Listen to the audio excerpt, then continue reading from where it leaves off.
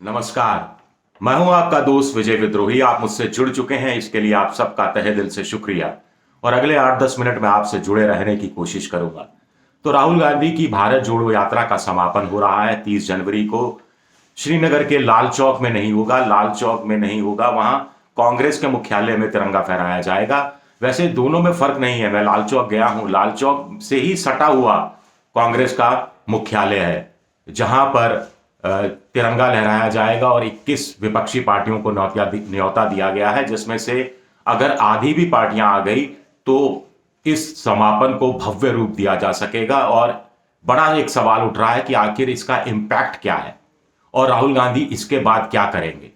अच्छी बात है कि इसके बाद भारत जोड़ो यात्रा के बाद हाथ से हाथ जोड़ो अभियान शुरू हो रहा है, और जिस उससे एक पॉलिटिकल मैसेज देने की कोशिश हो रही है। उससे प्रधानमंत्री नरेंद्र मोदी की सरकार को सीधे सीधे चुनौती, सीधे सीधे चुनावी मैदान में राहुल गांधी अपनी तस्वीर के सहारे उतरेंगे, अपने संदेश के माध्यम से उतरेंगे। ये कांग्रेस के समर्थकों के लिए अच्छी बात है और बीजेपी के लिए थोड़ी बेचैन करने वाली बात है, क्योंकि बीजेपी वैसे ही बेचैन बताई जा रही है। वो इंपैक्ट, राहुल गांधी की यात्रा का इंपैक्ट, प्रभाव क्या है, इसका अध्ययन करवा रही है। कुल मिलाकर राहुल गांधी ने, ऐसा लगता है कि अमित शाह को बिजी कर दिया है, थोड़ा व्यस्त कर दिया है। छत्तीसगढ़ गए, कर्नाटक में गए, यह अंदाज लगाने के लिए कि आखिर राहुल गांधी की यात्रा का इंपैक्ट कहां हो, कैसा, किस रूप में हो रहा है। अब हरियाणा और पंजाब का दौरा हो रहा है, उसके बाद राजस्थान भी फिर से वो आएंगे। हरियाणा में तो वो 29 जनवरी को, यानी 30 जनवरी जब यात्रा का समापन हो रहा है, उससे एक दिन पहले अपनी एक भव्य रैली भी निकाल रहे हैं सोनीपत के गोहाना में। पंजाब में भी रैली निकालने की तैयारी थी, लेकिन वहां शायद खेमेबाजी के कारण रैली अभी जो माना जा रहा है स्थगित कर दी गई है।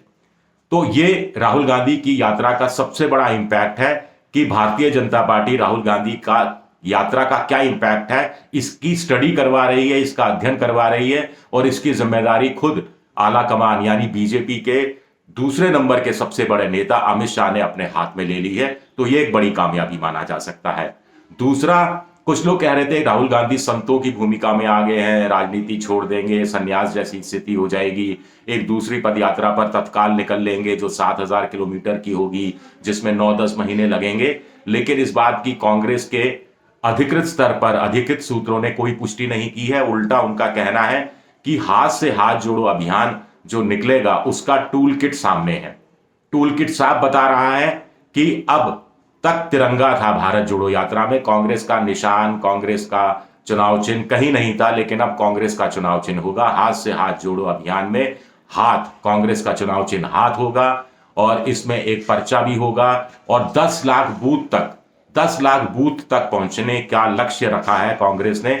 साफ तौर पर है कि राहुल गांधी की तरफ से शायद हरी झंडी मिल गई है कि अब बीजेपी को आमने सामने की लड़ाई में उनके खिलाफ मैदान में उतरना है। और 9 में से जो 5 या 6 विधानसभा चुनाव जो हो रहे हैं उसमें बीजेपी का और कांग्रेस का आमना सामना मुकाबला है। इसलिए एक नारा दिया गया है, भारतीय जनता पार्टी नहीं है, ये भ्रष्ट जुमला पार्टी है।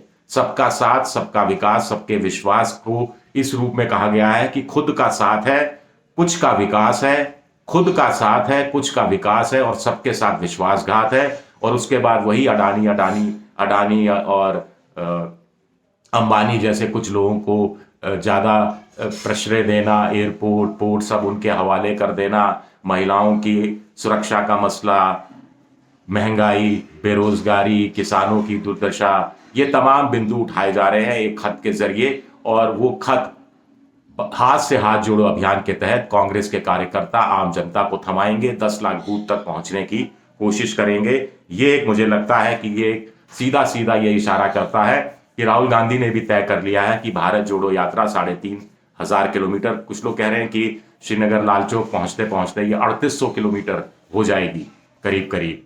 तो इसका इंपैक्ट चुनाव पर क्या पड़ता है, जनता पर क्या पड़ता है, क्यों ना इसका चुनावी मैदान में भी इस भारत जोड़ो यात्रा का इस्तेमाल करके देख लिया जाए, आजमा लिया जाए। और ये कोई किसी भी पॉलिटिकल पार्टी के लिए अच्छी बात हो सकती है। 2 काम और शायद राहुल गांधी को करने होंगे कि आमतौर पर अभी भी उनकी मां अपोजिशन की पार्टियों, विपक्षी पार्टियों से बात करती है, और अब 10 पार्टियां अगर आ जाती हैं या 7 या 8 भी आती हैं तो उनके साथ बातचीत का सिलसिला राहुल गांधी को, मुझे लगता है कि शुरू करना पड़ेगा।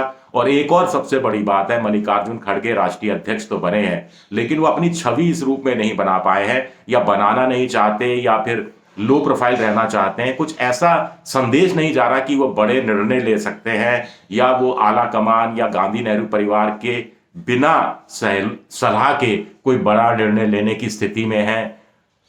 तो ये एक संदेश जाना चाहिए, जहां जहां गुटबाजी है, खेमेबाजी है, वहां वहां दूर होने की कोशिश हो। राहुल गांधी क्या इस तरफ कोशिश करेंगे? सबसे बड़ा सवाल ये भी उठता है, क्योंकि आपके पास अगर संगठन में दरारें हैं, आपका संगठन अगर मजबूत नहीं है, तो भी आप जनता से भले ही कनेक्ट कर जाएं, तो भी आप भले ही नफरत के बीच में, नफरत के बाजार के बीच में मोहब्बत की दुकान खोलने का कितना भी दावा करें, लेकिन वो वोट में ट्रांसलेट नहीं हो पाएगा। और वोट में ट्रांसलेट नहीं हो पाएगा तो फिर उसका चुनावी लाभ नहीं मिल पाएगा। और चूंकि आप व्यवस्था बदलना चाहते हैं, चूंकि आप महंगाई, बेरोजगारी दूर करना चाहते हैं, चूंकि आप महिलाओं को सुरक्षा देना चाहते हैं, चूंकि आप किसानों को एमएसपी देना चाहते हैं, तो ये सब कब होगा? ये सब विपक्ष में रहकर नहीं होगा, ये सब सत्ता में आने पर ही होगा। सत्ता में खुद आए या अपोजिशन पार्टियों के सहारे आए, उनकी भागीदारी से आए, और तभी ये सिलसिला शुरू होगा। और विधानसभा चुनाव में जीत के साथ ये सिलसिला शुरू हो सकता है। ये अपने आप में एक कड़वा सच है, राजनीति की सच्चाई है कि बहुत सारी चीजें चुनाव के मैदान में जनता की मुहर लगती है, आपके प्रोग्राम पर, आपके अभियान पर, आपके नैरेटिव पर, आपके नारे पर, आपकी नीति पर, आपकी रणनीति पर, या फिर नहीं लगती है। इससे आपकी पार्टी का, आपका खुद का भविष्य तय होता है। शुक्रिया आपको, आप सबका ये वीडियो मेरा देखने के लिए। अगर ये वीडियो पसंद आए तो सब्सक्राइब कीजिए, शेयर कीजिए, और ये घंटी जैसी आकृति बेल आइकन है, इसे भी दबा दीजिए। @विद्रोही7 मेरा ट्विटर हैंडल है, और फेसबुक पर भी मेरा पेज है, विजय विद्रोही पेज, आप उस पर भी मुझे फॉलो कर सकते हैं। आपके सुझाव का मुझे इंतजार रहेगा। सवाल है कि क्या राहुल गांधी को अब भारत जोड़ो यात्रा के समापन के बाद एक दूसरी यात्रा पर निकल जाना चाहिए, या फिर संतों का ये कथित रूप से चोला उतार कर चुनावी चोला पहन लेना चाहिए? शुक्रिया आप सबका, बहुत बहुत शुक्रिया।